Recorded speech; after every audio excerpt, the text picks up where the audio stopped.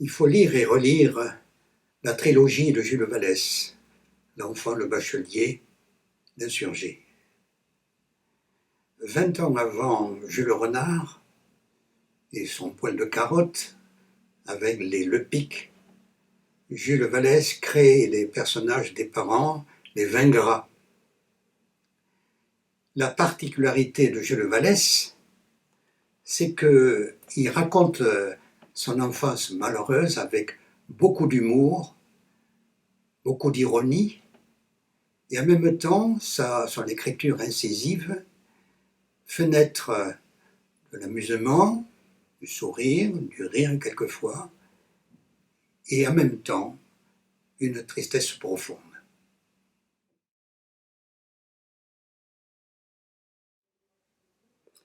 Ai-je été nourri par ma mère?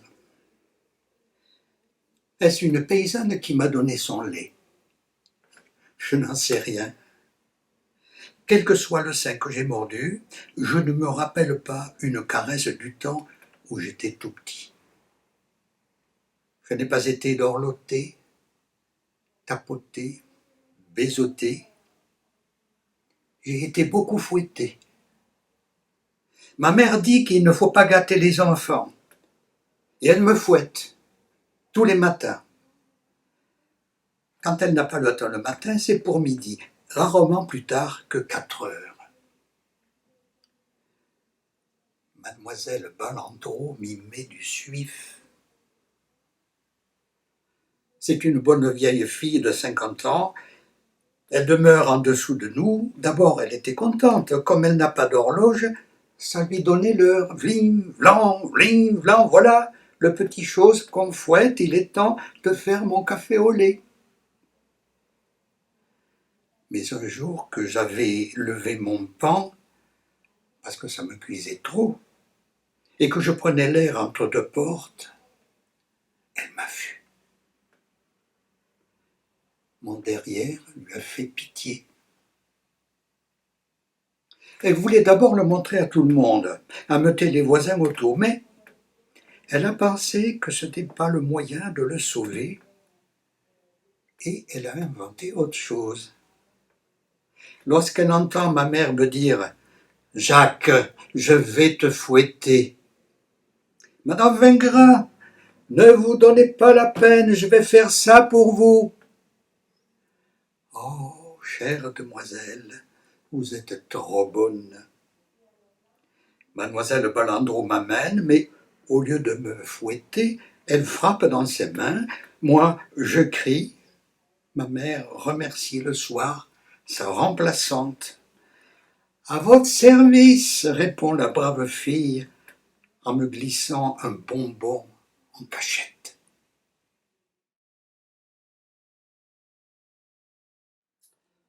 Un jour, un homme qui voyageait m'a pris pour une curiosité du pays et, m'ayant vu de loin, est accouru au galop de son cheval.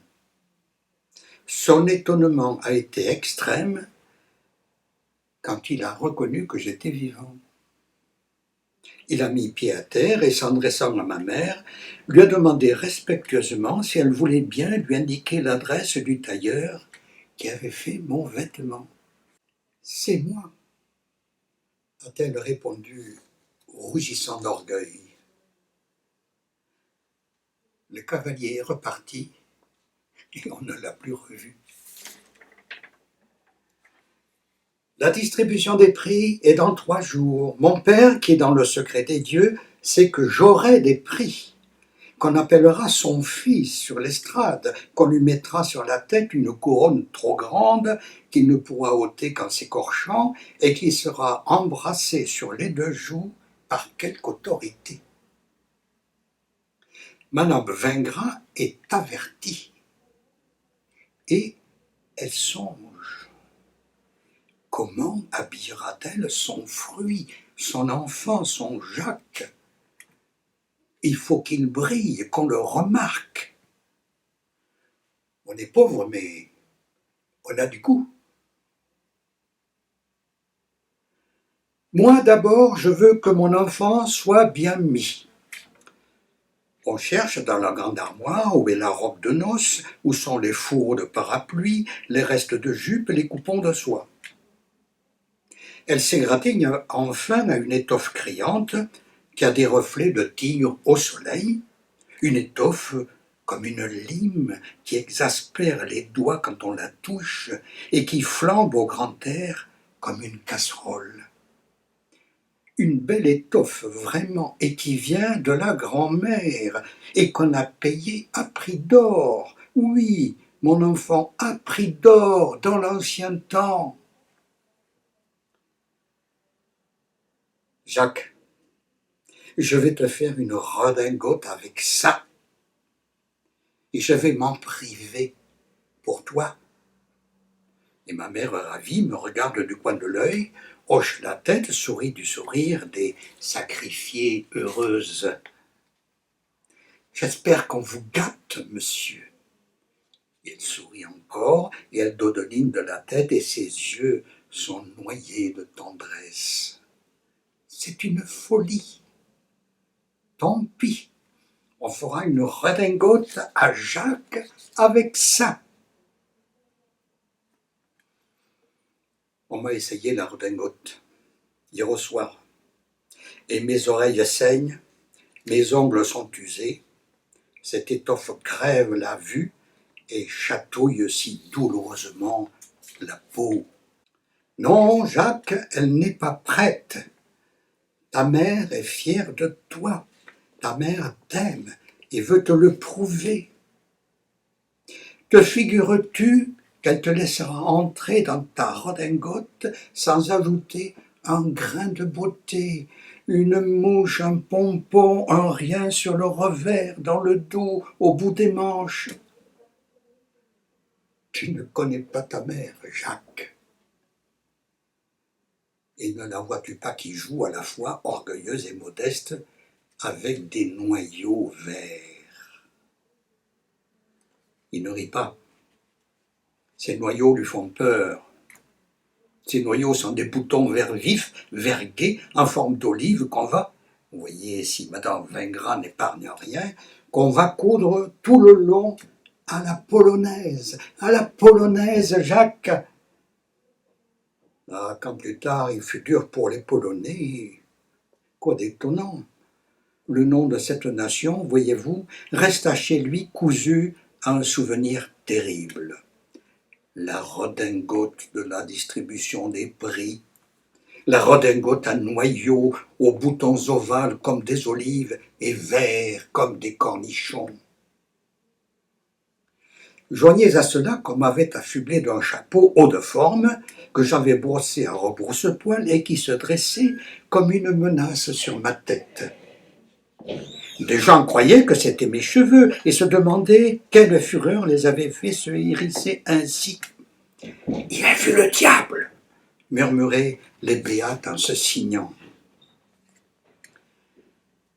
J'avais un pantalon blanc. Ma mère s'était saignée aux 4 veines. Un pantalon blanc à sous-pieds.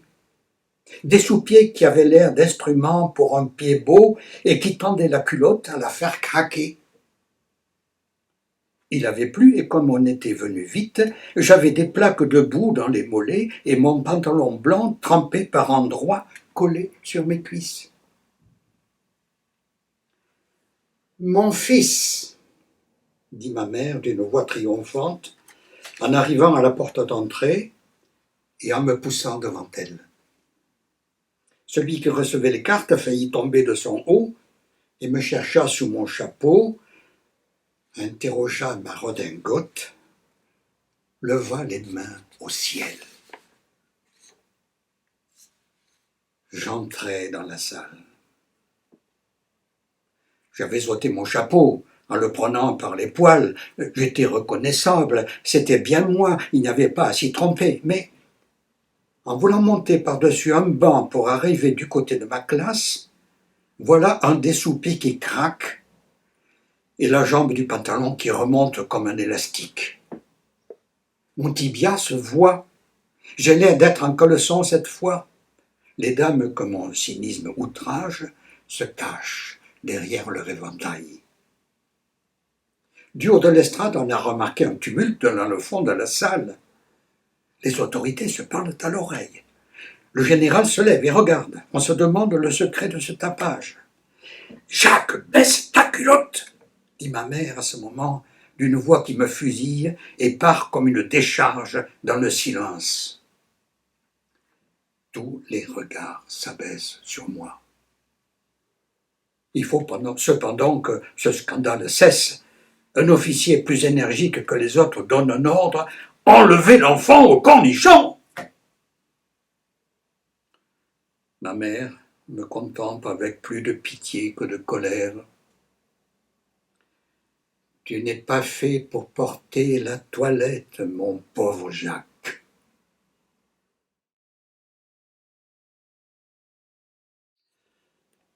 Monsieur Gingras, quelles sont les preuves de l'existence de Dieu? Je me gratte l'oreille. Vous ne savez pas? Il paraît étonné. Il a l'air de dire « Vous qui arrivez de Paris, voyons. » Gineston, les preuves de l'existence de Dieu. Monsieur, je ne sais pas. Il manque des pages dans mon livre. Badigeot. Monsieur, il y a le consensus omnium. Ce qui veut dire, le professeur prend les poses de Socrate accouchant son génie. Ce qui veut dire, Pitou, souffle-moi donc. Ce qui veut dire, reprend le professeur aidant le malade, que tout le monde est d'accord pour reconnaître un Dieu. Oui, monsieur. Ne sentez-vous pas qu'il y a un être au-dessus de nous? Badigeot regarde attentivement le plafond. Raffouin y a lancé le matin un petit bonhomme en papier qui pend à un fil au bout d'une boulette de pain mâché. Oui, monsieur, et il y a un bonhomme là-haut. Bonhomme, dit le professeur qui est myope et qui n'a pas vu ce qui pend au plafond. Mais c'est aussi le Dieu de la Bible, sa droite est terrible. Le mot ne lui a pas déplu cependant. J'aime cette familiarité tout de même, disait-il en sortant de la classe. Il y a un bonhomme là-haut. Ce cri d'un enfant pour désigner Dieu. Il en a parlé en haut lieu. Qu'en dites-vous, monsieur le proviseur? N'est-ce pas l'enfant qui ne sait rien, parlant comme le vieillard qui sait tout? Oui, il y a un bonhomme là-haut. À la classe suivante, il s'adresse de nouveau à Badigeot et commence en lui rappelant « Badigeot, il y a un bonhomme là-haut. »« Non, monsieur, il n'y est plus. Il tenait mal et il est tombé. »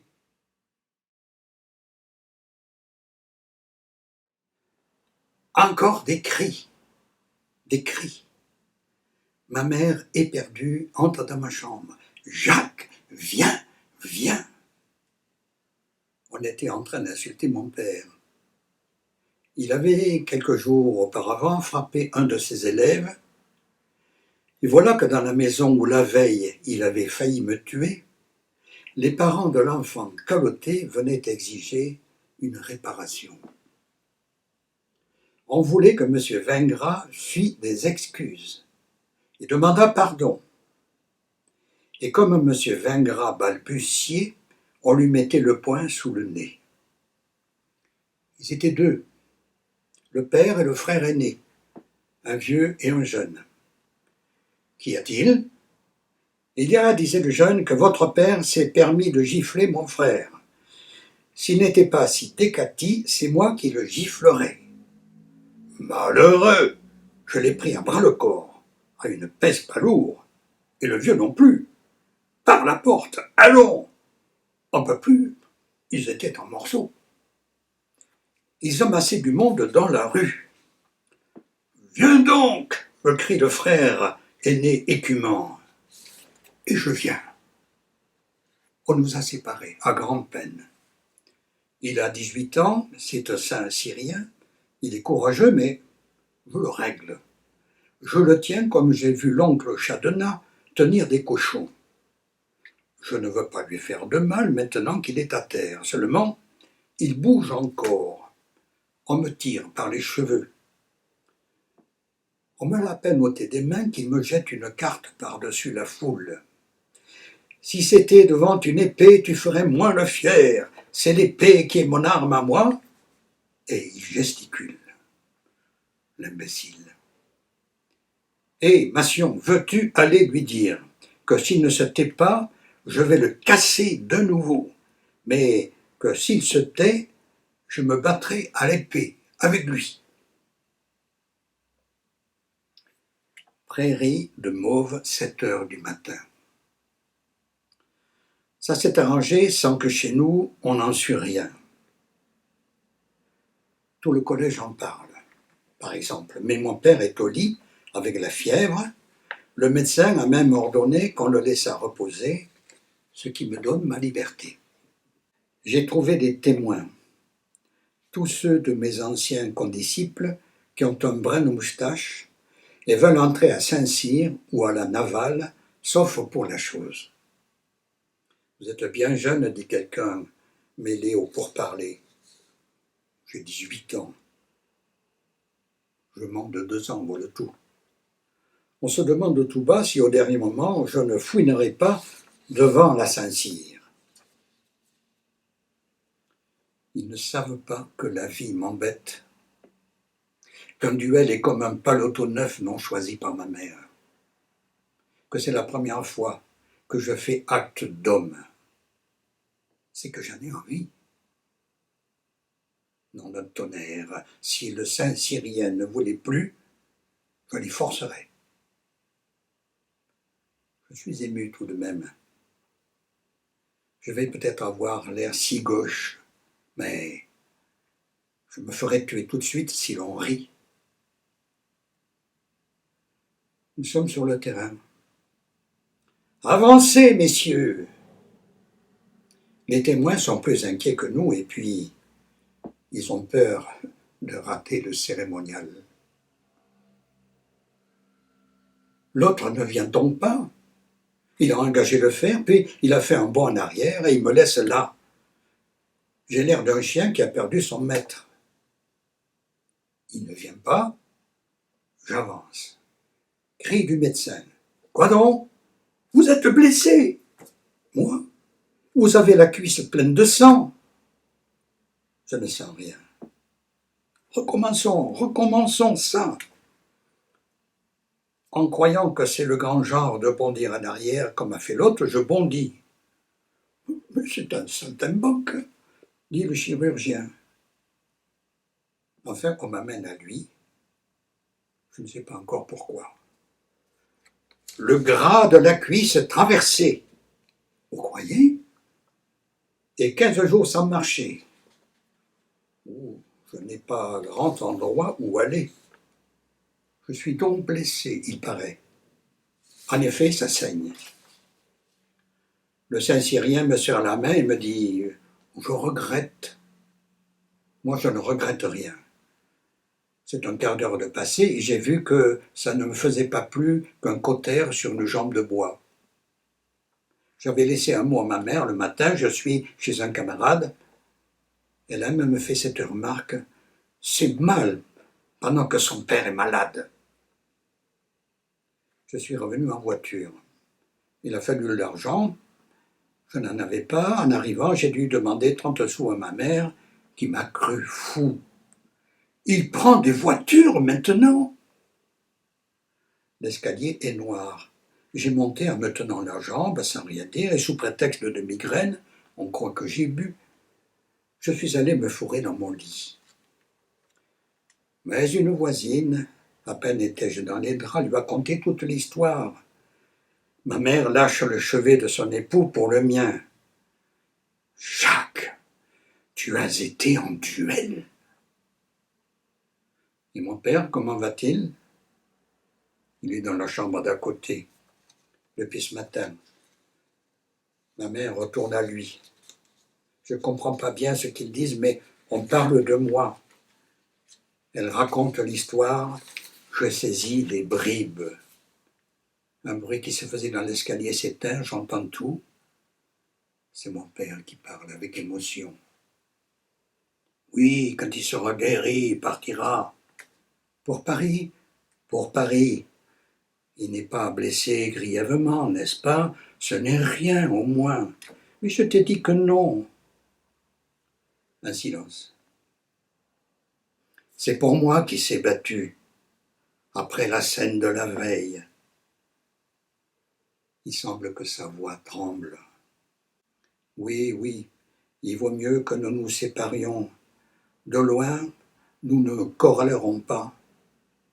De près, il me haïrait. Il me hait peut-être déjà. Mais c'est plus fort que moi. Ce professorat a fait de moi une vieille bête qui a besoin d'avoir l'air méchant et qui le devient à force de faire le croque-mitaine et les yeux creux. Ça vous tanne le cœur. On est cruel. J'ai été cruel. Comme moi, dit ma mère. Mais je lui ai dit un jour, je lui ai presque demandé pardon. Et si tu savais comme il a pleuré? Toi, tu as su lui dire. Moi, je ne saurais pas.